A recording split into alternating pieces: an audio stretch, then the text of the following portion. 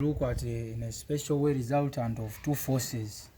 These forces are not in equilibrium, but we can generate also a formula of finding their resultant. And sometimes you are requested to prove just as we are going to do. So they are telling us two forces have magnitude P and Q, and the angle between them is theta. If the resultant of these two forces has magnitude R and makes an angle alpha with the force P, show that we want to show that R squared equals to P squared plus Q squared plus 2PQ cos theta. Then we want to show that the tan of this angle which the resultant makes with the force P is equal to Q sin theta plus all over P plus Q cos theta. Then in part B, part C, they are telling us if P equals Q and theta equals to 40, we find alpha. So in this case, we have two forces P and Q. We can draw that and we show that our force, we shall have a diagram like this. Now, if you are going to do a proof, you need to be careful. They are telling us our R makes an angle alpha with the force P. So the simplest way would be to put P on this horizontal. So that would be my force P, and then put Q up here. You will get the proof, but the forces will be interchanged in case you interchange your position of forces. So in this case, when you have two forces which are acting at a point, we can complete what we call a parallelogram of forces by simply transferring this force P at this extra end. Then this force P, this force Q can go this side. We know all a parallelogram has two opposite sides which are parallel and equal. So we shall have this as Q. Then we can also have our P go up here, and this will be force P. We have completed what we call a parallelogram of forces. Now from a parallelogram of forces, from this parallelogram of forces, what we are going to call a resultant from those of you who watched the introduction to resolution of forces, we said the resultant will be this force which cancels out all these forces. So will be this force here which balances P and Q in this case. That will be my resultant R. And from there we can represent the angles. They have told us this angle between P and Q is what they are calling angle theta, and then this angle between R and P is what they are calling angle alpha. So if I drop a perpendicular from this top here where R touches this Q which is represented, it can meet our extended part of P here. If I call this A, this will be B, this will be C, this will be D, and this will be E. So they are meeting at point C. Now the angle here, if you look at triangle BCD, this angle here, which is between this P and this Q, angle theta, will be the same angle even here, because these two lines are parallel, Q and Q are parallel, and this is the horizontal. So this angle remains theta, and this being a right angled triangle, this C, if you look at our triangle, for triangle, our triangle which we have is B, C, and then D. We are having an angle theta here. From our trigonometry, this is the opposite. So this side becomes, this is Q. This becomes Q sine of theta, and then this one becomes Q cosine of theta. If you try and use your trigonometry, how? By simply saying my cosine of theta is going to equal to BC all over BD.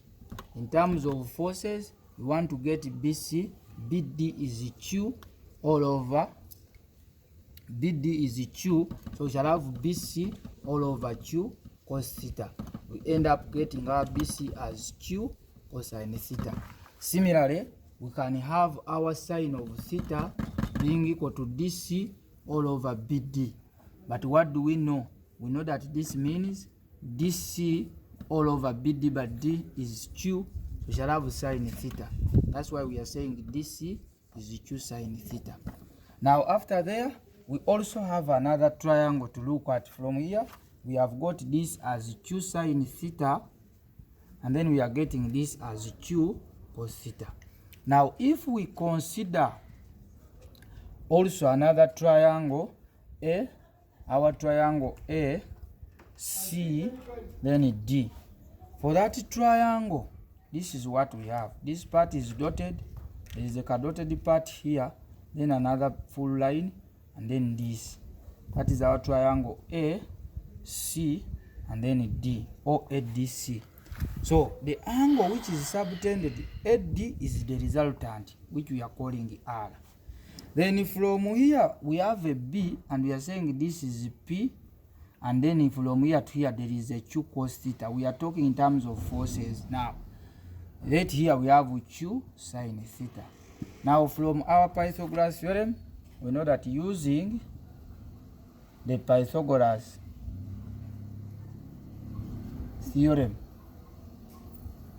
we are going to have our R squared being equal to, we shall have our SC squared plus our DC squared. But what do we know?